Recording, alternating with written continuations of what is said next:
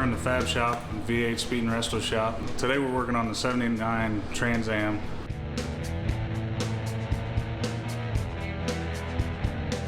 We're working on custom firewall.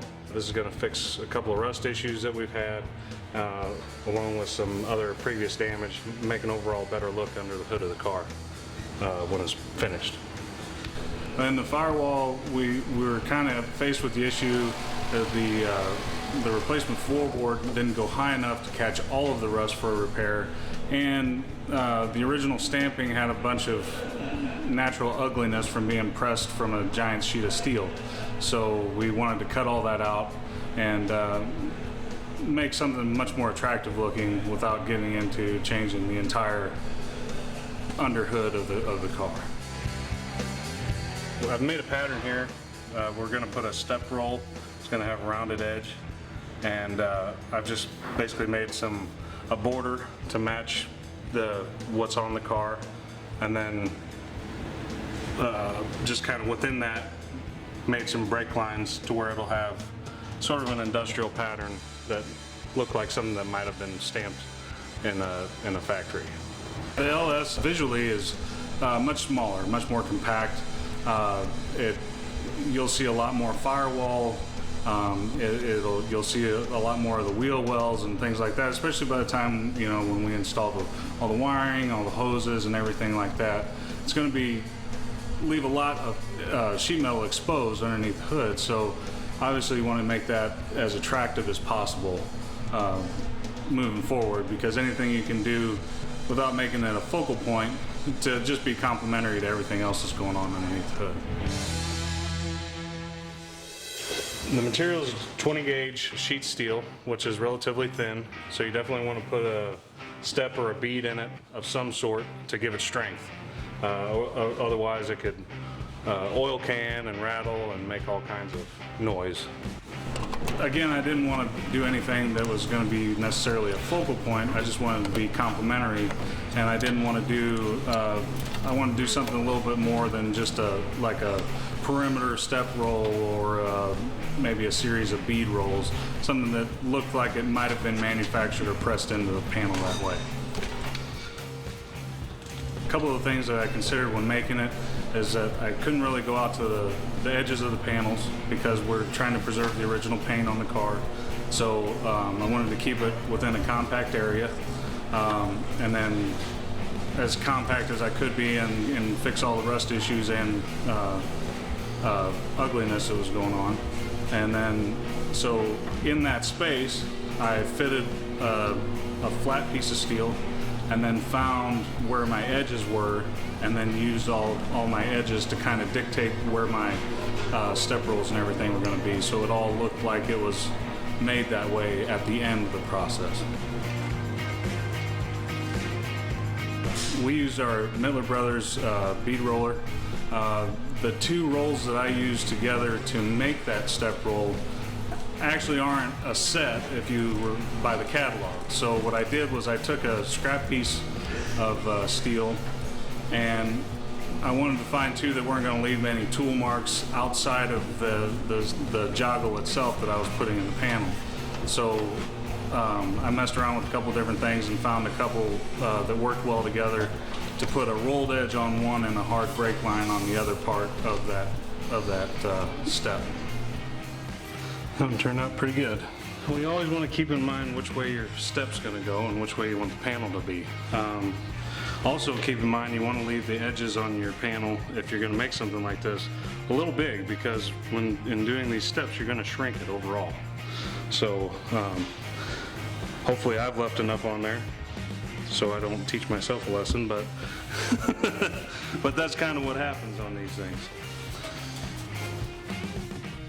It takes some getting used to. The roller sometimes kind of wants to walk away from you if you're not watching it, and the panel's kind of, if you try to steer the panel too much, it'll fight you all day long. But if you kind of let it take the panel on its own and kind of drive you, and all you do is guide it, then it works out. It seems to work a lot easier that way. What I'm doing when I'm screwing that out is I'm counting how many times I'm spinning that handle. That way when I get the wheel in there where I want it, I know exactly how many to go to duplicate what I've already done. I think overall is probably about 3/32 of an inch total. Because of the width of it and stuff, it looks a little bolder than that, a little deeper. So it's a little bit of an illusion, but it adds a bunch of strength and things like that. If you try to go much deeper than that with a bead roller, what you find without doing what they call pre-stretching or stuff like that, it'll really distort that metal because it's shrinking and stretching in a way that's kind of unpredictable, and so you have to kind of take that into account from the start. I did neither of those things because I wasn't going that far on this particular panel. Our bead roller is an electric motor that's variable speed, and it's got forward and reverse switch on it. So that means that it operates just like a gas pedal. So it's going to go, the harder you push the pedal down, the faster it's going to move. So you can slow it down, speed it up. And if you have to walk it back a little bit, you can always flip the switch and go in reverse. And it makes for a real simple operation.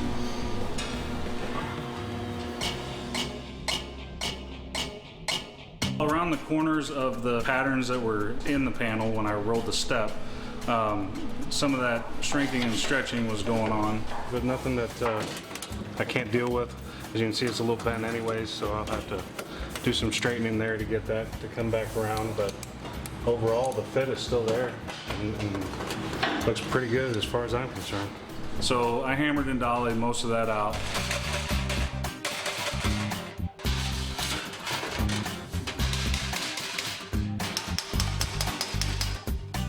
For the most part, flattened out enough to where it was unnoticeable.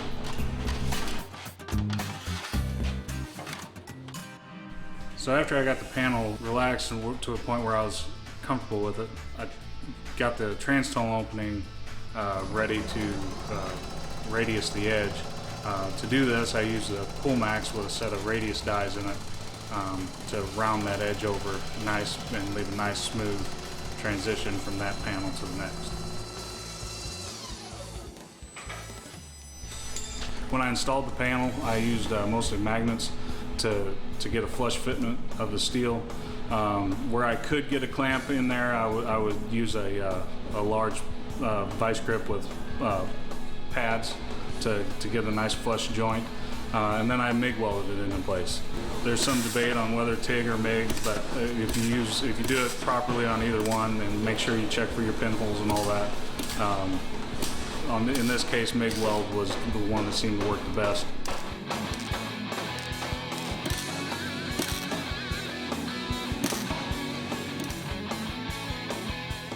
Then simply I just ground it with a roll-lock disc on a die grinder and ground the welds down, dressed them all the way to a Scotch-Brite, brown Scotch-Brite, and left it at that.